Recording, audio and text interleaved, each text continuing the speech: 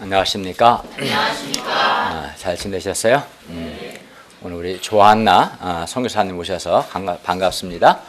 같이 예배드려서 하나님께 감사합니다. 오늘 말씀 제목은 천국 복음을 전파하신 예수님입니다. 말씀은 마태복음 4장 12절에서 25절이고 요절 4장 23절을 함께 읽겠습니다. 4장 23절 시작. 예수께서 온 갈릴리에 두루 다니사 그들을 회당에서 가르치시며 천국 복음을 전파하시며 백성 중에 모든 병과 모든 약한 것을 고치시니. 기도하겠습니다. 은혜로우신 주님, 오늘도 저희가 살아계신 하나님께 예배드리게 해주셔서 감사합니다. 저희가 하나님 앞에 겸손하고 감사하는 마음으로 예배드림으로 하나님을 기쁘시게 하게 도와주십시오. 또 성령님께서 말씀을 깨닫게 하시고 또 말씀의 은혜를 받게 해주시고 하나님의 말씀이 우리 영혼에 양식이 되고 힘이 되고 빛이 되게 하여 주시기를 간절히 기도합니다. 예수님의 이름으로 기도했습니다. 아멘. 오늘 본문을 보면 예수님께서는 제자들을 부르심으로 천국 백성 공동체를 세우시고 또 두루 다니시며 사람들에게 천국 복음을 전파하십니다. 오늘 말씀을 통해서 먼저는 우리 자신이 먼저 천국 백성이 되고 다음으로 또 우리를 통해서 천국 백성 공동체가 확장될 수 있기를 바랍니다. 제1장 예수님께서 오심으로 흑암과 사망의 그늘에 앉은 자들에게 빛이 빛이었습니다. 12절에서 17절 말씀입니다. 12, 13절을 보세요. 예수님께서 요한이 잡혔어요. 여기서 요한은 세례 요한이죠. 세례 요한이 잡혔음을 들으시고 갈릴리로 물러가셨다가 나사렛을 떠나, 나사렛은 갈릴리 남쪽에 있는데 떠나서 스불론과 납달리 지경 해변에 있는 가버나움에 가서 사셨습니다. 가버나움은 이제 갈릴리 호수의 북쪽에 있어요. 예수님이 주로 여기서 사역을 많이 하셨는데, 그러면 예수님은 왜 당시 이스라엘의 변방이라 할 수 있는 스불론과 납달리 지경 해변에 있는 가버나움으로 가서 거기서 사신 것일까요? 그러니까 가버나움은 굉장히 낙후된 곳이었어요. 당시에. 이에 대해서 왜 예수님이 가버나움에 가서 가셨는가, 이에 대해 마태는 다음과 같이 말씀합니다. 14절 한번 볼까요? 이는 선지자 이사야를 통하여 하신 말씀을 이루려 하심이라. 그러니까 선지자 이사야에게 하신 말씀을 이루기 위해서 예수님이 가버나움에 가서 사셨다는 거예요. 그러면 예수님께서 가버나움에 가서 사심으로 이루고자 하셨던 하나님의 말씀이 뭡니까? 그 15절, 16절입니다. 보세요. 스불론 땅과 납달리 땅과 요단강 저편 해변길과 이방의 갈릴리여, 흑암에 앉은 백성이 큰 빛을 보았고 사망의 땅과 그늘에 앉은 자들에게 빛이 빛이었도다. 지금 이 15절 16절 이 말씀은 이사야 9장 1절 2절 말씀을 인용한 말씀이에요. 그러니까 예수님께서는 선지자 이사야를 통해 하신 하나님의 말씀, 즉 이사야서 9장 1절 2절 말씀을 이루기 위해서 가버나움에 가서 사셨어요. 그리고 예수님께서 가버나움에 가심으로 흑암에 앉은 백성들이 큰 빛, 여기서 큰 빛은 예수님을 가리키는데 큰 빛 예수님을 보게 되었고 또 사망의 땅과 그늘에 앉은 자들에게 빛이 비치게 되었습니다. 갈릴리 사람들은 같은 유대인이면서도 당시 멸시와 천대를 받았습니다. 또한 갈릴리는 이제 국경과 접한 접경 지역이었기 때문에 주변 강대국들의 침략 시에 제일 먼저 공격을 당했고 그만큼 이곳 사람들은 많은 전쟁으로 인해서 많이 죽었습니다. 그래서 그 땅은 오늘날 그 시리아는 막 내전으로 수십만의 사람들이 죽잖아요. 그 죽음의 땅이잖아요. 그죠? 오늘날 시리아처럼 사망의 땅, 흑암의 땅으로 불렸어요. 당시 가버나움 그 지역은. 그런데 예수님은 바로 그러한 갈릴리, 그런 가버나움에 가신 거예요.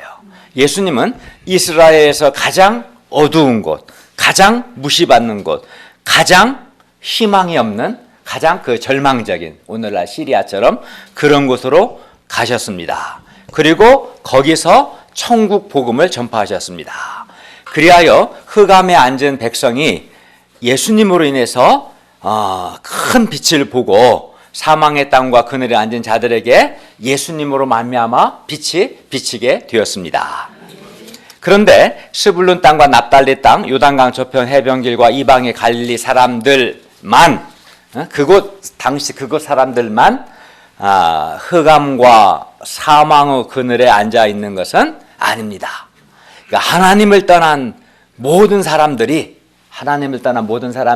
사실은 흑암이란 말은 깊은 어둠을 가리키죠. 깊은 어둠과 사망, 죽음의 그늘에 앉아 있다고 할 수 있어요.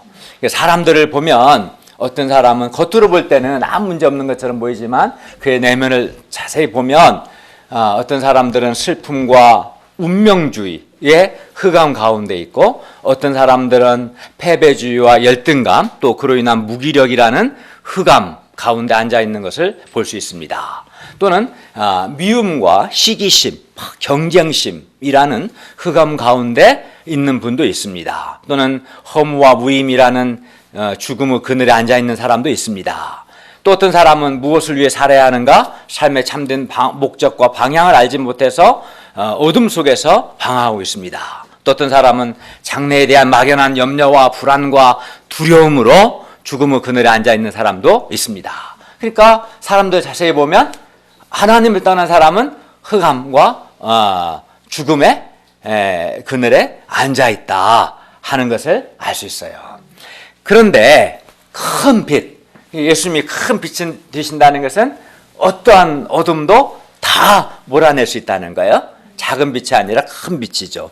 큰 빛이 되시는 예수님께서는 이러한 사람들, 즉 흑암과 사망의 그늘에 앉은 사람들에게 오셔서 천국 복음을 전파하심으로 빛을 비추십니다.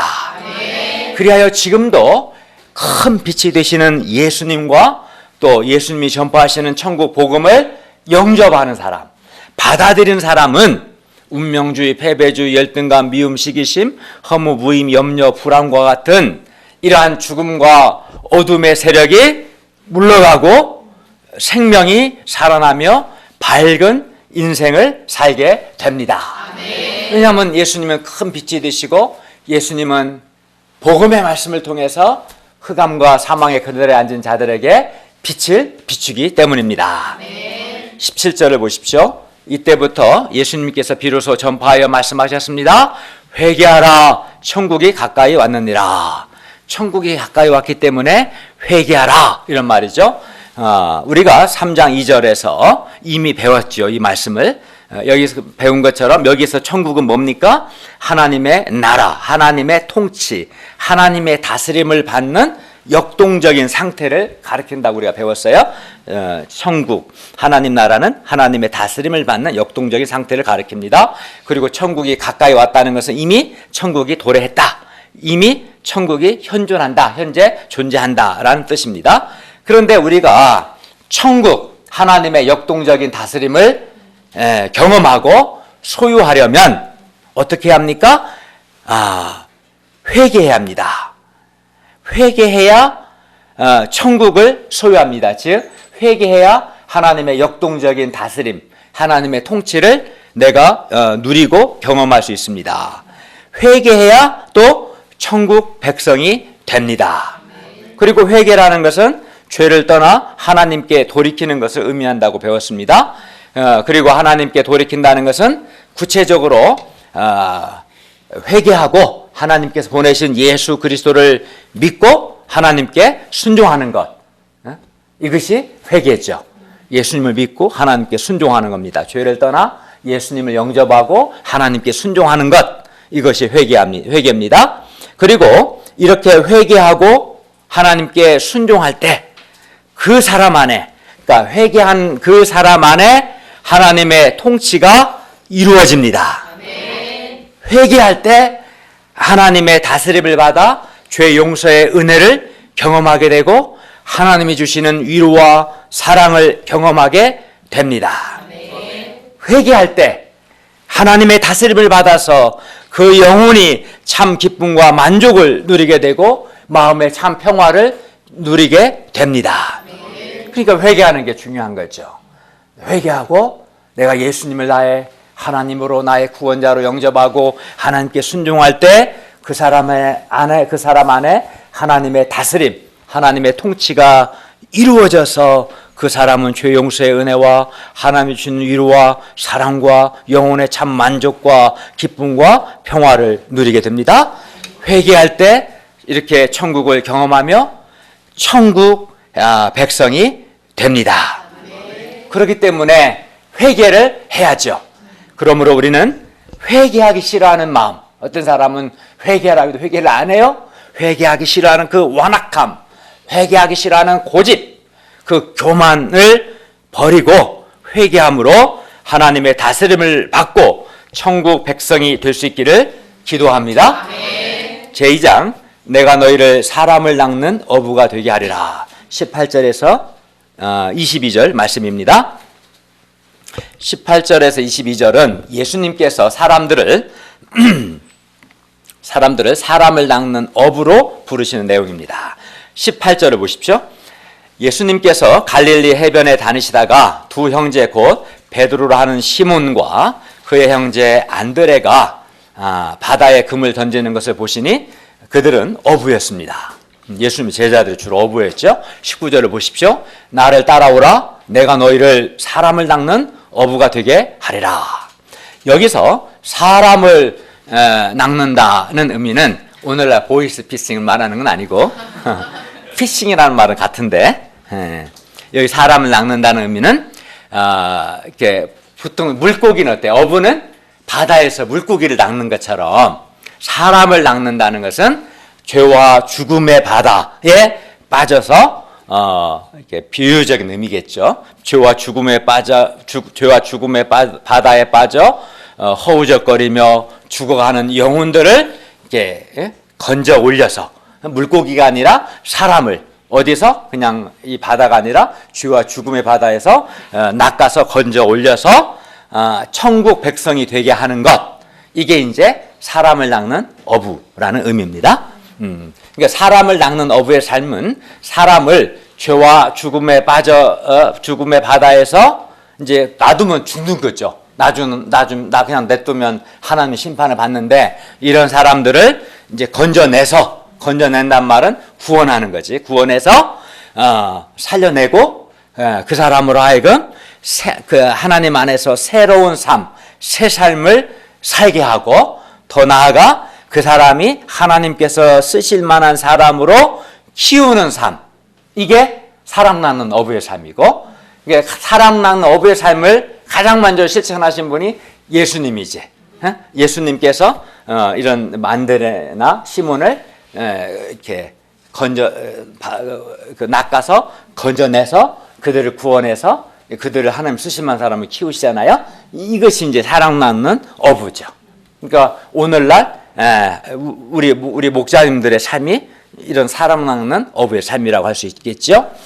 이 세상에서 여러 가지 할 일이 많지만 죄와 사망의 바다, 죽음의 바다에서 죽어가는 사람들을 살려내서 그들로 하여금 새 삶을 살게 하고 그들을 하나님이 쓰실 만한 사람으로 키우는 것처럼 가치 있고 보람된 일은 없을 것입니다. 생각해 보세요. 요즘 막 세월호 그 인양에서 옮기는 작업하고 있잖아요. 사람들이 얼마나 그 우리나라 사람들 마음에 아픔과 상처, 충격이 있어요. 그 아이들 죽음으로 인해서. 죽어가는 사람을 살려내는 것이 그 무엇보다 가장 가치 있는 일 아닐까요? 그렇죠. 육체적으로 죽어가는 사람을 살리는 것도 굉장히 중요한 일인 것처럼 죄와 죽음의 바다에서 영적인 이제 의미겠죠. 죽어가는 사람들 내버려두면 죄의식과 정죄감으로 고통하고 수치심을 느끼고 그리고 죽은 후에는 하나님의 심판을 받을 사람들, 이게 이제 죄와 사망의 바다에서 죽어가는 사람들이 있죠. 이런 사람들을 건져내서 그들이 구원받고 새 삶을 살고 하나님 주신 만한 귀한 사람으로 막 키우는 삶. 이건 굉장히 위대한 삶이고 가치 있고 보람 있는 삶입니다. 그런데 예수님은 우리를 이러한 사람 낚는 어부로 부르십니다. 그러니까 예수님께서 이 세상에 오신 것은 죄와 죽음의 바다에 빠져서 죽어가는 사람들을 구원해서 천국 백성이 되게 하기 위해서였습니다. 그런데 예수님께서 이 일을 하고자 하실 때 예수님과 함께 일하고 후에 예수님이 십자가에 죽으시고 부활하시고 승천하신 다음에 이 예수님의 이 사역을, 예수님의 사람 낳는 어부의 이 사역을 계승할 사람이 필요했습니다. 그래서 어부인 시몬과 안드레 형제에게 말씀하셨어요. 나를 따라오라. 내가 너희를 사람을 낚는 어부가 되게 하리라. 예수님은 이 두 사람에게 사람 낚는 어부가 되라 하지 않으시고 내가 너희를 사람 낚는 어부가 되게 하겠다 라고 말씀하셨습니다. 따라서 우리가 할 일은 예수님은 나를 따라오라 하셨으니까 예수님을 따르는 거예요. 예수님을 배우고 본받는 겁니다. 그리하면 예수님께서 우리를 죄와 죽음의 바다에 빠져 죽어가는 사람들을 구원해서 천국 백성이 되게 하는, 즉 사람 낚는 어부가 되게 하십니다. 그러면 예수님의 부르심을 받은 그들은 어떻게 반응했습니까? 싫은데요? 한번 생각 좀 해보고요. 그렇게 했을까요? 관심이 없는데요? 그럴까요? 그렇지 않죠. 20절 한번 읽어볼까요? 20절 시작. 그들은 곧, 이 말은 즉시 그물을 버려두고 예수님을 따랐습니다. 21절을 보십시오.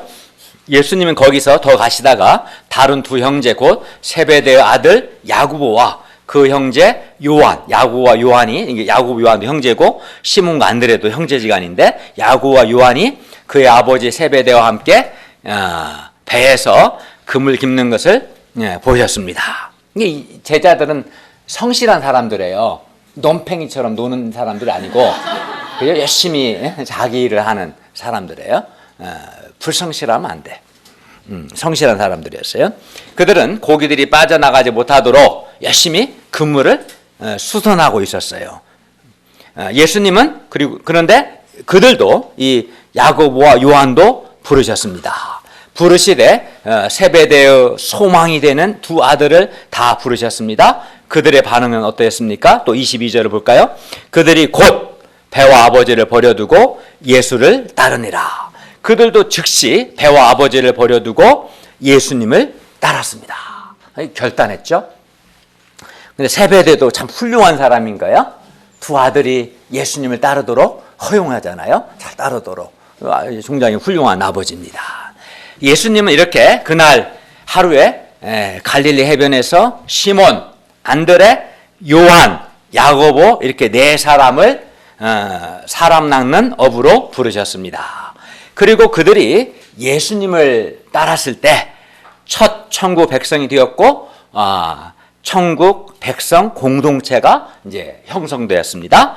그리고 그들은 후에 죄와 죽음의 바다에 빠져 죽어가는 많은 사람들을 건져 올려서 천국 백성 되게 하는 사람 낚는 어부들이 되었습니다. 후에 예수님은 지금도 우리를 사람을 낚는 어부로 부르십니다. 굉장히 위대한 초청이고 은혜죠, 사실은. 예수님이 안 부르시면 어떻게 돼요? 그냥 죄와 죽음의 바다에 빠져 죄의식과 정죄감으로 허우적거리다가 죽고 심판받을 사람들인데 이러한 우리를 사람 낳는 어부로 부르시는 거예요. 그런데 우리가 사람 낳는 어부의 삶을 살기 위해서는 예수님을 따르고자 하는 분명한 결단이 있어야 합니다. 시몬과 안드레는 즉시 그물을 버려두고 예수님을 따랐습니다. 야고보와 요한도 즉시 배와 아버지를 버려두고 예수님을 따랐습니다. 그러니까 이들은 기회를 놓치지 않은 거죠. 어떤 기회입니다. 어떤 기회입니까? 그들이 구원을 받고 사랑 낳는 어부라는 위대한 인생을 살 기회를 놓치지 않고 예수님을 따르고자 결단하고 예수님을 따른 거죠. 그러니까 기회가 왔는데 가치관이 없어서 기회를 놓치는 인간은 어리석은 거예요, 사실은. 가치관이 없는 사람들은 자기가 구원받고 위대한 삶을 살 기회를 놓치는 안타까운 거죠. 기회가 왔다는 것 자체는 놀라운 건데, 그렇죠? 네. 물론 이 말씀이 사람 낳는 어부의 삶을 살기 위해서는 모든 사람들이 오늘 본문의 제자들이나 오늘날 목회자들처럼 직업도 가지지 않고 모든 걸 다 버려두고 다 저처럼 풀타임으로 예수님을 따라야 한다 하는 것을 의미하지는 않습니다. 모든 사람이 다 풀타임 제자가 될 수는 없는 거예요. 모든 사람이 다 목사로 부르심을 받는 것은 아닙니다. 목사는 한 교회 한 명만 있으면 되는 거예요.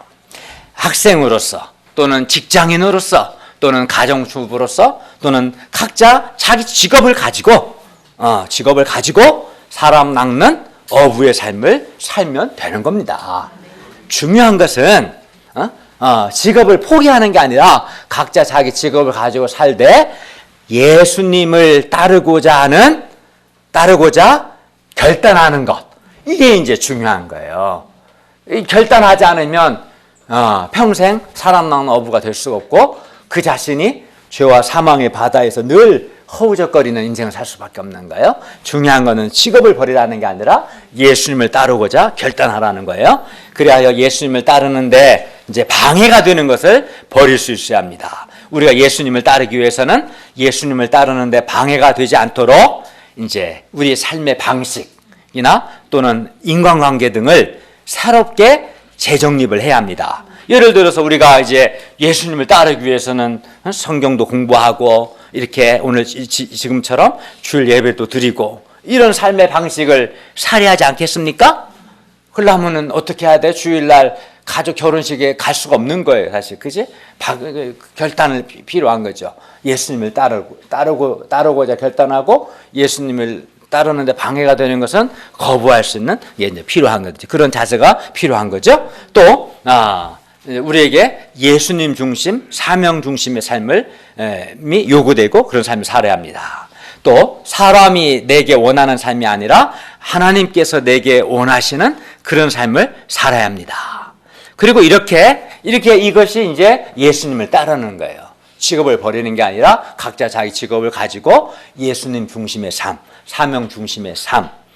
그래서 예수님을 따르고자 결단하고 예수님을 따르고자 방해가 된다면 기꺼이 포기할 수 있는 이런 삶을 살 때 예수님께서 우리를 사람을 낚는 어부라는 가장 가치 있고 귀하고 가장 위대한 삶을 살게 하십니다.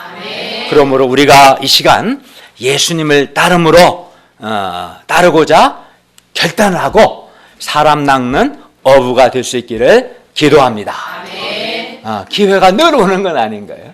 하나님께서 내게 기회를 주실 때 딱 결단을 해야지. 결단하지 않으면 결단이 없는 사람은 사람 낳는 어부가 될 수가 없고 늘 막 반복해서 죄에 넘어지고 헤매는 삶을 살 수밖에 없어요. 결단을 못하는 사람의 특징은 욕심이 많아서 그래요. 욕심이 많아서. 근데 인생이 자기 욕심대로 사는 게 아니에요. 그 욕심내면 예수님도 잃어버리고 다 잃어버리는 거예요. 우리가 오늘 말씀 앞에서 예수님을 따르고자 결단할 수 있기를 바랍니다. 제3장 가르치며 천국 복음을 전파하신 예수님 23절에서 25절 말씀입니다. 23절에서 25절을 볼까요? 예수님께서 온 갈릴리에 두루 다니사 그들을 회당에서 가르치시며 천국 복음을 전파하시며 백성 중에 모든 병과 모든 약한 것을 고치셨습니다. 그러니까 가르친다는 것은 주로 우리가 성경 공부하는 것이 이제 가르치는 거지. 그리고 이제 전파하는 것은 저처럼 이렇게 설교하는 것이 전파하는 것이다 생각할 수 있어요. 내용은 똑같아요. 내용은 천국 복음을 가르치기도 하고 전파하는 거예요. 가르치는 형태만 다를 뿐이지. 그러자 예수님이 그리고 또 백성의 모든 병과 약한 걸 고치셨어요. 그러자 예수님의 소문이 온 수리아에 퍼졌고 사람들이 모든 앓는 자, 각종 병에 걸려서 고통당하는 자, 또 귀신 들린 자, 간질하는 자, 중풍병자를 데려오니 그들을 고치셨습니다. 그럼 예수님이 모든 병과 모든 약한 걸 고치신다는 걸 들으면 당연히 사람들이 막 그 병든 자를 데리고 오지 않겠어요? 그걸 데려왔어요. 그래서 갈릴리와 데가볼리와 예루살렘과 유대와 온 유단강 건너편에서 수많은 무리가 예수님을 따랐어요. 굉장히 많은 사람들이. 시몬과 안드레, 야고보, 요한 네 제자를 부르신 예수님께서 온 갈릴리를 두루 다니시며 하신 일은 그들의 회당에서 가르치시며 천국 복음을 전파하신 것. 천국 복음을 가르치시고 전파하신 것과 백성 중에 모든 병과 모든 약한 것을 고치신 겁니다. 그러니까 가르치시는 것과 고치신 것. 크게 보면 그렇지? 천국 복음을 가르치시고 전파하신 것. 또 모든 병과 약한 것을 고치신 것. 이 두 가지를 주로 예수님이 하셨어요. 물론 예수님께서 이렇게 하신 목적이 뭐겠어요? 이렇게 하신 것은 죄와 죽음의 바다에 빠져서 죽어가는 사람들을 낚아서 그들을 구원하여 그들이 천국 백성이 되게 하기 위해서였던 거죠. 그러니까 사람을 천국 백성이 되게 하려면 천국 복음을 가르치고 전해야 돼요. 그리고 그 천국 복음을 회개하고 천국 복음을 영접한 사람들이 천국 백성이 되는 거거든요. 그래서 예수님이 항상 힘쓰신 것은 천국 복음을 가르치시고 전파하시고 또 사람의 모든 병과 약한 것을 고치신 두 가지를 주로 하셨습니다. 우리가 복음서를 읽다 보면 예수님께서 각종 병에 걸려 고통하는 자들을 고치신 것과 귀신 들린 자들을 고치시는 내용이 어때요? 많이 나오죠? 네. 굉장히 많이 나와요. 여러분 한번 성경을 읽어봐. 마태복음도 보면 특히 뒤에 8장, 9장에 보면 각종 뭐 중풍병자이든 나병이든 뭐 각종 소경이든 고치시는 내용들이 많이 나오고 많이 나와요. 근데 이제 지금부터 이제 여러분 좀 알아야 돼요. 오늘 좀 특별한 스페셜하게 내가 강의를 할 겁니다. 근데 이렇게 예수님이 각종 그 병든 자를 고치시는 내용이 많이 나오는데 이는 천국, 즉 천국이 뭐라 해서 하나님 나라죠. 하나님 나라가 도래했음을 의미합니다. 우리는 이제 단순히 예수님이 뭐 중풍병자도 고치시고 나병도 고치시고 혈루증 여인도 고치시고 맹인도 고치셨다. 또는 예수님이 죽은 자를 살리셨다. 그거 자체에 집중하기 쉬운데 그것은 어떤 의미가 있냐면 천국, 즉 하나님의 나라가 도래했다는 것을 가리키는 하나의 표적 역할을 하는 거예요. 사인의 역할을. 즉 그래서 예수님도 이렇게 말씀하셨어요. 마태복음 12장 18절에 보면 그러나 내가 예수님이 하신 말씀이 내가 하나님의 성령을 힘입어서 귀신을 쫓아내는 것이면 그러니까 예수님이 막 병든 자 고치시고 귀신 쫓아내시고 그렇게 하셨는데 그러면 이것은 하나님의 나라가 이미 너희에게 임하였느니라 라고 말씀하셨어요. 예.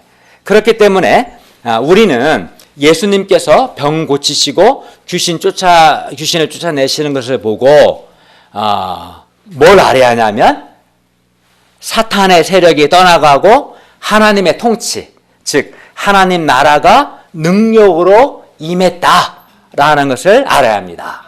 예. 그게 목적인 거예요. 그러니까 물론 사람들을 불쌍히 여기서 병을 고치셨지만 병 고치는 것 자체가 목적은 아니었던 거예요. 그럼 예수님 고치셔도 그 위에 병든 사람 얼마나 많아요? 오늘날 얼마나 많아요? 끝도 한도 없는 거죠. 아무리 병을 고쳐도 사람이 또 언젠간 죽겠죠. 이게 병든 자를 고치시는 것도 물론 의미가 있지만 예수님은 그것 자체가 목적은 아니었던 거예요. 그걸 통해서 각종 병을 고치시고 귀신을 쫓아내심을 통해서 하나님의 나라가 능력으로 지금 너희에게 임했다라는 것을 가르치고자 하신 거예요. 예. 이해가시죠? 예수님은 각종 병든 자를 고치시고 귀신 들린 자를 고치시는 이런 치유의 기적을 행하심으로 사람들에게 천국, 즉 하나님 나라가 너희 가운데 이미 도래했다, 이미 임했다라는 것을 알리셨습니다. 그런데 이제 모든 병과 모든 약한 것을 고치시는 것, 이걸 이제 흔히 말해서 치유라고 하죠. 이런 치유 사역에 있어서 예수님과 예수님이 이렇게 세우신 사도들과 그리고 오늘날 우리 사이에는 이제 연속성, 이런 말은 공통점도 있고 불연속성, 이 말은 차이를 말해요. 차이도 있어요. 그러니까 우리가 성경 읽다 보면 그런데 오늘날은 이렇게 예수님이 고치셨고 사도들도 고치셨는데 내가 기도했는데 어떤 경우는 왜 죽은 사람이 안 살아나는가? 예, 예, 병이 안 고쳐지는가? 그런 의문을 가질 때도 있잖아요. 그죠? 가진 적이 없어요? 그러니까 예수님과 사도들과 우리 사이에는 연속성이란 말은 공통점도 있어요. 그러나 또 불연속성, 차이가 있어요. 그걸 좀 아셔야 돼요. 첫째, 먼저 연속성을 한번 보겠습니다. 공통점을 볼 거예요. 그러니까 예수님의 치유, 이러한 귀신을 쫓아내거나 각종 병든자를 고치시는 예수님의 이 치유는 아까 말씀드린 것처럼 하나님의 나라, 즉 하나님의 통치가 능력으로 임했고 또 그 하나님의 나라 안에서 전인적인 회복과 구원이 임했다는 표징이었어. 표징이란 말은 영어로 사인이란 말이에요. 사인이 말은 겉으로 나타나는 특징을 표징이란 말을 이제 신학도 많이 쓰는데 겉으로 나타나는 특징이라는 말이 표징이란 말이에요. 사인으로 번역할 수 있겠죠. 그러니까 뭐에 대한 겉으로 나타나는 특징이에요? 하나님의 나라가 능력으로 임했다는 것을 겉으로 나타내는 특징이었다는 거예요. 치유가 사인이었다는 거죠. 이런 면에서 볼 때 치유의 은혜는 지금도 하나님 나라의 복음이 전파되는 교회와 선교지에서 계속되고 있는 거예요. 이 점에서는 예수님과 사도들 우리 사이에 공통점이 있는 거예요. 하나님의 나라가 능력으로 임했다는 것을 보여주는 표징, 사인이다. 치유는. 이해가죠? 둘째, 불연속성도 있어요. 차이가 있어요. 전통적으로 예수님의 치유 기적은 특별히 예수님이 이제 오늘 본문처럼 각종 병든 자를 고치시고 귀신을 쫓아내는 예수님의 치유는 예수님의 신성과 예수님의 하나님 되심과 또 예수님께서 메시아 우리의 구원자 되심 그리고 예수님이 전파하시는 복음, 천국 복음의 진정성, 즉 천국 복음이 진실로 맞다, 사실이다, 진리다라는 그 진정성을 증명해주는, 입증해주는 표적으로 이해되어 왔습니다. 그러니까 예수님의 그 치유 기적을 통해서 사람들은 예수님이 하나님이시고 메시아시고 예수님이 전하는 천국 복음의 진정성을 신뢰할 수 있게 되는 거죠. 그리고 사도들이 행한 기적적인 치유도 사도들도 보면 각종 병든 자를 고치고 죽은 자도 살리기도 하죠. 사도들이 행한 기적적인 치유 역시 사도적인 권위 뒤에 이제 자기가 보겠지만 사도적 권위는 크게 보면 두 가지예요. 첫째는 사도들에게 성경 계시, 성경이 계시되었고 첫째는, 둘째는 사도들은 교회의 털을 닦는 일을 했어요. 사도들에게만 주어진 거야. 이거는 우리에게 주어진 거 아니에요. 이런 사도적인 권위와 그리고 사도들이 전하는 메시지의 진정성을 입증하는 그러한 역할을 하는 것으로 생각되었어요. 뭐가? 사도들이 행한 표적은 그걸 사도들이 행한 표적을 통해서 사도적인 권위가 또 사도들이 전하는 메시지의 진정성이 입증된 것이죠. 그렇기 때문에 사도 시대가 끝나고 성경 계시가 종료됨과 동시에 이러한 의미, 즉 예수님의 메시아 되심과 또는 사도적 권위를 입증하는 의미의 치유 사역은 이제 끝났다, 중지되었다라고 보는 거예요. 그렇죠. 이제는 그러니까 그런 의미에, 그러니까 하나님 나라가 능력으로 임했다는 의미의 치유 사역은 지금도 계속되지만 예수님이 하나님 되시고 메시아 되시다는 것을 증명하는 의미로서 치유를 하셨는데 그런 의미의 치유는 더 이상 일어나지 않는 거죠. 또 사도들은 성경 계시가 사도들에게 주어졌고 그들의 메시지가 정말 하나님부터 온 말씀이라는 것을 나타내야 할 필요가 있었거든요, 사람들에게. 근데 이제 성경이 이미 다 완성됐기 때문에 그런 의미의 표적은 더 이상, 그런 의미의 치유는 더 이상 일어나지 않습니다. 그리하여 실제로 오늘날 어느 누구도 예수님이나 사도들처럼 완벽한 치유 사역을 하지는 못합니다. 그러니까 예수님의 치유 사역과 사도들의 치유 사역은 단 한 번의 실수나 단 한 번의 실패나 단 한 번의 오류도 없었어요. 실패하지 않아요. 죽은 자도 정말 살리고 어떤 병든 자도 다 고쳐요. 실패나 오류가 있으면 안 돼. 왜? 혹 실패나 오류가 있으면 예수님의 메시아 되심, 사도적 권위를 입증할 수가 없는 거죠. 그죠? 그렇기 때문에 실수가 있을 수가 없었고 있지 않았고 완벽한 치유가 다 일어났어요. 성경을 보면. 예. 그러나 우리는 그런 의미의 치유 사역을 하는 게 아니에요. 그래서 우리의 치유 사역에는 그렇게 완벽하게 일어나지 않아요. 우리는 죽은 살리지도 못하고 기도했지만 병이 고쳐질 때도 있죠. 안 고쳐질 때도 있고 그런 거예요. 그 의미는 좀 더 보겠어요. 예수님은 완벽한 치유 사역을 행하셨고 이를 통해서 자신의 신성, 하나님 되심과 메시아 되심을 입증하셨고 사람들에게 하나님 나라가 도래했음을 알리셨습니다. 사도들도 사도적인 권위와 그들이 전하는 메시지의 그런 진정성을 입증하는 치유 사역을 완벽하게 행했습니다. 사도들에게는 두 가지 아주 독특한 사도들에게 예수님이 세우신 12사도들에게만 주어진 아주 독특한 임무가 있는데 첫째는 사도들에게는 성경 계시가 주어졌다는 거예요. 사도들을 통해서 성경이 기록됐어요. 마태든 그죠? 요한이든 성경이 사도들을 통해서 계시되는. 두 번째는 사도들에게는 교회의 터를 닦는 임무가 주어졌습니다. 그러니까 사도들의 가르침 위에 교회가 세워지는 거예요. 그 기초를 놓은 사도들은. 그래서 사도들의 사도들의 가르침을 모아놓은 게 뭐예요? 성경이죠. 사도들의 가르침은 모든 교회의 교리와 신앙의 규범이 됩니다. 왜냐하면 사도들은 직접 하나님으로부터 성경 계시를 받았기 때문에 직접 예수님한테 배운 사람들이기 때문에 사도들의 가르침이 기준이 되는 거예요.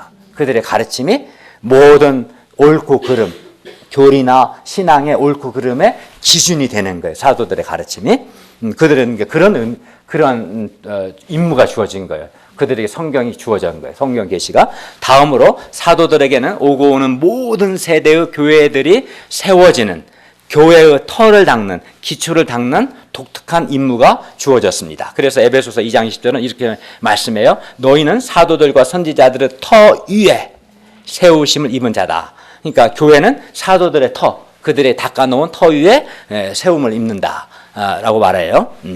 따라서 우리는 사도들에게만 주어진 특수한 임무, 즉 성경 계시를 받는 것과 교회의 터를 닦는 것을 우리는 수행할 수는 없는 거예요. 그죠? 다만 우리가 할 일은 사도들의 가르침과 사도들의 신앙을 본받고 따라야 하고 그들이 닦아놓은 그들의 터라는 것은 이제 그들의 가르침, 닦아놓은 터 위에 우리는 이제 교회를 세우는 일을 하는 거지. 그들은 터를 닦아놓고 그 위에 교회를 세우는 거지 우리가 터를 닦는 것은 아닙니다. 우리에게 주어진 의무는 사도들이 닦은 터 위에 교회를 세워나가는 거지 그들처럼 교회의 터를 다시 닦는 일은 아닙니다. 그리고 사도들이 계시로 받은 성경 말씀을 우리는 잘 따르는 것이지 사도들처럼 우리도 성경 계시를 받는 것은 아닙니다. 이게 왜 중요하냐면 그러니까 오늘날 신사도 운동처럼 이들은 신사도 그러니까 자신들이 새로운 사도라고 주장하는 무리들이 있어요. 이단들이 있는데 이들은 자기들이 새로운 사도다, 신사도다라고 주장하고 자기들에게 지금 사도들처럼 신사도니까 사도들에게처럼 자기들에게도 성경 계시, 하나님의 계시가 지금 주어지고 있다라고 주장하는데 이 주장은 이단적인 주장인 거예요. 이런 이단들이 많아요. 오늘날 교회에. 막 그 신사도 운동 사람들을 막 장풍으로 막 쓰러뜨리고 막 하면서 실제로 그래요. 이렇게 쓰러뜨리고 막 각종 이상한 방언을 하게 하고 막 하면서 그들이 이제 핵심은 신사도 운동하는 자들이에요. 그들은 자기들이 새로운 사도다 하면서 하나님이 자기들에게 지금 말씀하셨다 뭐 이상한 점쟁이처럼 그걸 주장하는 자들. 그거는 이단적이다는 거예요. 왜? 예수님의 12사도들에게만 독특한 임무가 주어진 거지. 성경 계시가 주어졌고 교회의 터를 닦는 임무가 주어졌고. 근데 이미 성경 66권이 다 완성됐기 때문에 더 이상 성경 계시는 주어지지 않아요. 더 이상 새로운 사도는 필요하지 않아요. 우리는 이미 사도들이 가르쳐준 성경을 잘 따르고 그들이 닦은 터 위에 하나님의 교회를 잘 세워나가는 그 일을 하면 되는 거예요. 예수님은 메시아가 되시고 예수님의 치유는 메시아 사역의 일환이었다는 점에서 예수님의 치유 사역은 완벽했습니다. 사도들에게는 성경 계시와 교회의 터를 닦는 독특한 임무가 주어졌고 사도들의 치유는 사도들의 이러한 권위를 입증하는 역할을 했기 때문에 사도들의 치유도 완벽했습니다. 그러나 우리는 예수님이나 사도들과는 다릅니다. 오늘날 우리의 치유 사역은 메시아 사역의 일환도 아니고 사도적 권위를 입증하기 위한 것도 아닙니다. 그래서 실제로 어느 날 어느 누구도 예수님처럼 사도들처럼 단 한 번의 오류도 없이 완벽하게 치유 사역을 하는 사람은 없어요. 예수님과 사도들은 죽은 자를 살리고 어떤 병든 자도 다 고쳤어요. 단 한 번의 실수도 없었고 실패도 없고 오류도 없었어요. 왜? 메시아임을 입증하는 하나님 나라 도래고 예수님 메시아 되심과 사도적 권위를 입증하는 독특한 그런 목적의 사역이었기 때문에 실수가 있어서는 안 되는 거지. 그러나 오늘날 우리는 메시아도 아니고 사도도 아니기 때문에 그런 의미의 사역을 하지는 않습니다. 따라서 오늘날 우리의 치유 사역은 메시아 사역의 일환도 아니고 사도적 권위를 입증하기 위한 것도 아닙니다. 따라서 치유 사역에 있어서 예수님과 사도들과 우리 사이에는 이런 불연속성 차이가 있다는 것을 우리가 알아야 합니다. 그러니까 오늘날도 기도하고 하나님이 은혜를 주셔서 병든 자가 낫기도 하는 그런 치유 사역이 일어나고는 있어요. 그러나 이런 치유 사역의 성격이 다른 거였지. 예수님 사도들과 같은 그런 성격의 치유는 아닌 거예요, 사실은. 예. 그래야 오늘날 그 누구도 예수님이나 사도들과 같은 완벽한 치유 사역을 행하지는 못합니다. 찾아보세요. 전 지구를 없습니다. 어느 누구도. 그러나 오늘날에도 교회에서 일어나는 치유는 하나님 나라가 능력으로 임하며 그 나라 안에서 전인적인 회복과 구원이 임했다는 표징, 사인의 역할을 하긴 합니다. 그 점에서는 또 공통점이 있는 거예요. 그죠? 그러니까 하나님의 은혜로 병든 자가 나음을 받고 그런 역사 지금도 일어나죠. 이걸 통해서 하나님의 나라가 하나님의 통치가 능력으로 임하고 있구나. 그거를 의미하긴 해요. 그러면 오늘날에는 왜 예수님 시대나 사도 시대만큼 그런 치유의 기적이 그만큼 잘 나타나지 않는 것일까요? 성경에 굉장히 많이 나오는데 오늘날은 뭐 그러지는 않죠. 치유 기적은 특별히 하나님 나라가 임하는 표징, 이게 겉으로 나타난 특징이라고 했죠. 표징의 성격을 띠고 있습니다. 그렇기 때문에 초대 교회에서와 같이 어떤 지역에 처음 복음이 전파되어 하나님 나라가 침투할 때 이런 기적은 오늘날에도 빈번하게 일어납니다. 그러니까 한 번도 복음이 들어가지 않은 지역에 처음 복음이 들어갈 때는 사람들에게 너 이곳에 하나님 나라가 지금 역동적 임하고 있다라는 것을 알려줄 필요가 있었던 거예요. 그래서 그런 곳에는 치유의 기적이 성경에 보면 일어났고 오늘날에도 일어나요. 실제로 지금도 중국이나 아프리카 등지의 선교 현장에 처음 복음에 들어가는 곳에 표적과 기사가 많이 나타난다는 보고가 있습니다. 그러나 복음이 이미 전파되어서 교회가 세워지고 성장하게 되면 치유 기적의 빈도가 줄어들어요. 현저하게 줄어드는 것이 교회 역사 속에 나타난 아주 일반적인 현상입니다. 이는 꼭 성령의 역사가 약화되었기 때문이라고 볼 수는 없는 거예요. 교회의 발전 단계에서 필요했던 거지. 그러니까 복음이 처음 들어가는 곳에는 사람들에게 하나님 나라가 임한다는 걸 알릴 필요가 있고 복음의 진정성을 신뢰하도록 돕는 목적 가운데 이런 치유 기적이 나타나요. 많이. 그러나 이미 교회가 세워진 곳에는 그렇게 별로 나타나진 않습니다. 치유 기적이 주로 복음이 처음 전파되는 곳에서 많이 나타난다는 것은 그런 기적이 특별히 안 믿는 사람들에게 하나님 나라의 도래와 하나님 나라의 실제를 보여주는 표징의 기능을 띠기 때문에 그렇습니다. 그러나 교회의 말씀과 성령의 사역을 통해서 그 표적이 가리키는 바, 그러니까 표적은 말 그대로 그거는 무엇을 가리키는 하는 사인인 거지 그 자체가 내용은 아닌 거죠. 그러니까 표적이 가리키는 건 뭐예요? 하나님 나라가 나라를 가르치는 거예요. 치유라는 그 기적, 표적이 가리키는 내용이 뭐예요? 하나님 나라가 지금 임했다. 하나님 나라를 가리키는 거예요. 그죠? 근데 말씀과 성령님의 사역을 통해서 하나님 나라가 이미 이루어지면 하나님 나라의 외적인 표징인 치유의 기적들이 당연히 줄어드는 거겠죠. 그죠? 필요가 없는 거예요. 더 이상. 그지? 예. 표징은 이게 손가락인 거예요. 손가락 뭐 가리키는 거지.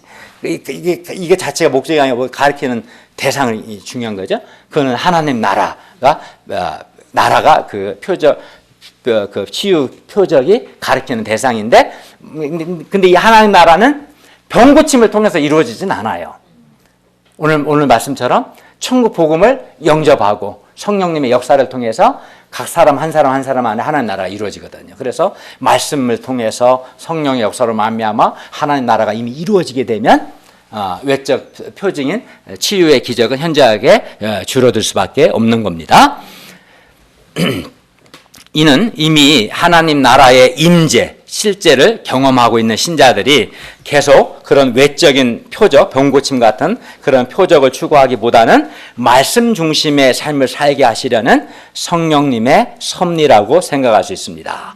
왜냐하면 빈번한 표적과 기사는 교인들, 신자들을 말씀에 깊이 뿌리내린 인격적인 믿음보다는 이적에 치우치는 불건전한 신앙에 빠뜨릴 수 있기 때문입니다. 사람들이 막 병났고 그러면 자꾸 이제 거기에 관심을 갖게 되죠. 김찬송 자매님, 그죠? 호기심을 느끼게 되고. 근데 그는 그냥 사인에 불과하지 그 병고침을 통해서 그 자체가 하나님 나라는 아닌 거예요. 근데 자꾸 그런 병고치는 일이 일어나면 말씀 사역이 안 일어나요. 사람들의 관심 온통 병고치는 기적을 바라보기 때문에. 정말 중요한 말씀을 가르치고 성령 역사로 말미암아 하나님의 나라가 이루어져야 하는데 그 역사는 안 일어날 수 있어요. 오히려 역효과가 나오는 거죠. 그래서 이제 교회가 이미 세워진 곳에는 하나님께서 말씀의 뿌리를 내리는 그런 신앙을 갖도록 하기 위해서 이제 표적이 잘 일어나지 않게 하시는 거예요. 이것이 선교 역사 속에서 반복된 현상이고 또 교회 역사뿐만 아니라 신약 성경을 통해서도 우리가 유추해 볼 수 있는 사실입니다. 사도 바울은 새로운 선교지에서 복음을 전파하여 교회가 세워지기까지 되게 많은 표적, 병을 고치는 많은 표적과 기적을 행했어요. 그러나 일단 그렇게 개척한 교회에 이제 말씀을 전하는 직분인 목사나 또는 다스리는 장로와 같은 그런 직분과 제도가 어느 정도 갖춰지게 되면 그 교회에 보내는 서신에서 좀처럼 기적적인 은사를 언급하거나 강조하지 않았습니다. 왜냐하면 이제 필요하지 않기 때문에.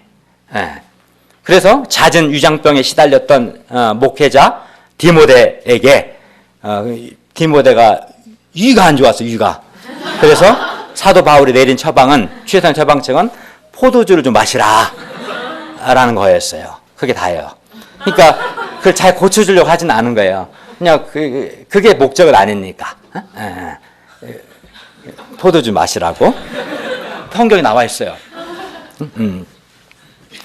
그러니까 우리가 치유를 이해하면서 이런 교회의 발전 단계를 알아야지. 그러니까 복음이 처음 들어가는 곳에 거기에 하나님 나라가 역동적으로 임하고 있다는 걸 알리기 위해서 이제 그런 병 고치는 치유의 기적이 일어나지만 이미 교회가 세워지면 오히려 그것보다는 말씀을 가르쳐야 말씀을 통한 성령 역사 일어나고 하나님 나라 이루어지기 때문에 이런 교회 발전 단계를 알아야 하고 또 시대적인 발전도 우리가 좀 고려할 필요가 있어요. 예를 들어서 만약 2000년 전에 급성 맹장염에 걸렸다면 의술이 발달하기 전이니까 그때는 그 상황에서는 하나님의 기적적인 치유를 바랄 수밖에 없을 것입니다. 다른 방법이 없으니까. 그러나 오늘날 맹장염에 걸렸는데 병원에도 가지 않고 무작정 기적적으로 치유되기만을 바란다면 그것은 믿음이 좋은 것이 아니라 하나님을 시험하는 거예요. 선택의 여지가 없는 상황을 이해할 수 있죠. 그러나 그렇지 않은 경우에는 일반적인 건 뭐예요? 병원에 가야겠죠. 그죠? 예. 하나님께서 우리를 치유하시는 방법을 꼭 치유의 기적에만 국한시킬 수는 없습니다. 하나님은 의술이라는 방편을 통해서도 치유하십니다. 눈부신 현대 의술 발전 배후에는 하나님의 이런 섭리가 깃들어 있습니다. 그러나 엄밀한 의미에서 의료 행위와 성령의 치유의 은사는 이제 구별해야겠죠. 그럼에도 불구하고 그대로 이 두 가지 의료 행위와 성령의 치유는 하나님께서 병든 자를 고치시는 방편이라는 점을 잊지 말아야 합니다. 그리고 현대 의술의 한계를 우리가 알고, 왜냐하면 현대 의술이 아무리 발달해도 못 고치는 병이 얼마나 많아요. 불치병. 또 고칠 수 있는 병도 의사의 과실로 잘 못 고치는 것도 많고 얼마나 많아요. 이런 한계를 알고 겸손히, 그러니까 성령님의 치유 사역을 통해서든 의술을 통해서든 사람을 근본적으로 고치시는 분 하나님이시라는 걸 알고 겸손히 하나님을 의지해야 하는 거예요. 그리고 하나님은 때때로 질병을 고쳐주시지 않거나 혹은 치유를 지연하심으로써 우리에게 훨씬 더 큰 영적인 유익이 있게 하실 때가 많다는 것을 또한 알아야 합니다. 그러니까 항상 하나님 바로바로 질병을 고쳐주시는 건 아니에요. 안 고쳐주실 때도 있고 아주 늦게 고쳐주실 때도 있고. 근데 그렇게 하시는 것은 우리의 영적 유익을 위해서 그래요. 예를 들면 하나님은 때로는 질병을 통해서 우리의 죄를 징계하는 방편으로 쓰실 수가 있어요. 어떤 사람 되게 말을 안 들어. 말을 했으면 들어야 하는데. 그래서 하나님이 그에게 질병을 주실 수 있어요. 징계의 수단으로서. 혹은 우리를 교만하지 못하게 하는 육체의 가시로서. 육체의 가시, 육체의 질병을 통해서 네가 인간이라는 것을 깨닫고 하나님 앞에 교만하지 않고 겸손하도록 육체의 가시로 질병을 허용하실 수 있고, 혹은 우리를 정결하고 겸손케 하는 성화의 요긴한 방편으로 우리를 낮추시는 그런 성화의 방편으로 이러한 질병을 사용하실 수 있어요. 그래야 우리는 질병과 고통을 통해서 하나님을 간절히 찾게 되고 기도의 사람으로 빚어질 수 있습니다. 고통과 질병은 우리를 하나님과 꼭 붙어 하나가 되게 하는 영적인 조임새 역할을 합니다. 우리 나사를 막 돌리면 고정시키잖아요. 그 조임새라고 하죠. 그런 역할을 할 수가 있어요. 질병을. 왜냐하면 질병을 통해서 우리가 기도하고 하나님 의지하면서 그 형성되거든요. 그러니까 근데 고통이 쉬이 가시면, 금방 고통이 없어지면 우리 안에 기도의 습관이 형성되지 않습니다. 그러니까 어떤 사람은 이제 문제가 있으면 막 하나님 살려달라 겸손하는데 그 문제가 금방 해결되면 금방 교만해져 버려요. 그래서 이 성품이 안 바뀌어. 잠깐 겸손하다가 또 교만해지고 기도의 습관이 형성되지 않을 수가 있는 거예요. 그래서 하나님은 우리가 하나님과 온전히 연합하기까지, 우리의 성품이 겸손의 성품이 되기까지 계속 고난이라는 압력을 가하시기도 하십니다. 그러니까 성경적으로 볼 때 이 치유는 어쨌든 하나님 나라가 능력으로 임하며 하나님 나라 안에서 전인적인 회복과 구원이 임했다는 것을 나타내는 표징이었어요. 치유는. 4장 23절 24절에 보면 각종 많은 병자들이 예수님께 고침을 받았습니다. 그리고 예수님의 치유 사역은 예수님께서 메시아이심과 예수님께서 전파하시는 천국 복음의 진정성을 입증해 줍니다. 그리고 예수님을 통해 하나님 나라가 도래했음을 또 가르쳐 줍니다. 따라서 중요한 건 이거예요. 따라서 우리는 예수님의 이러한 치유 사역을 통해 예수님께서 메시아가 되신다는 것과 또 예수님께서 전파하신 천국 복음의 진정성을 신뢰할 수 있습니다. 이게 이제 그 치유 기적의 목적인 거예요. 치유 자체가 목적이 아니라 예수님이 각종 병든 자를 고치는 이거를 보고 예수님이 하나님이시고 하나님이 보내신 메시아 구원자이심을 우리가 신뢰하고 예수님이 전파하신 천국 복음을 신뢰하라는 것, 순종하라는 뜻. 이게 치유의 기적이 정말 목적하는 거예요. 그러므로 우리는 예수님께서 전파하시는 천국 복음을 듣고 회개하고 예수님을 영접하고 하나님께 순종함으로 하나님의 통치를 받고 천국 백성이 되어야 합니다. 표적 자체에 이끌리기보다도 결론입니다. 예수님께서 이 땅에 오신 목적은 죄와 죽음의 바다에 빠져 죽어가는 사람들을 건져내서 천국 백성이 되게 하기 위해서입니다. 그러므로 우리가 먼저는 회개하고 예수님을 영접함으로 내가 먼저 천국 백성이 되고, 다음으로 예수님을 따름으로 죄와 죽음의 바다에 빠져 죽어가는 사람들을 천국 백성이 되게 하는 사랑 낚는 어부가 될 수 있기를 기도합니다. 기도하겠습니다.